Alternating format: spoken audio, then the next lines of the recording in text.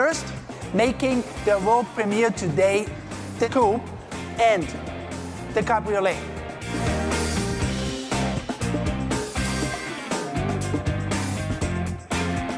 From a design perspective, the car just looks awesome. It just feels right in every dimension. There's a new redesigned front.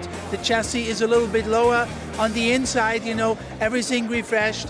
There's nothing better on a sunny day than having the roof down, the wind going through your hair. This is when driving is absolutely the funnest. But just in case you need a little bit more horsepower, then we have a C43 AMG for you.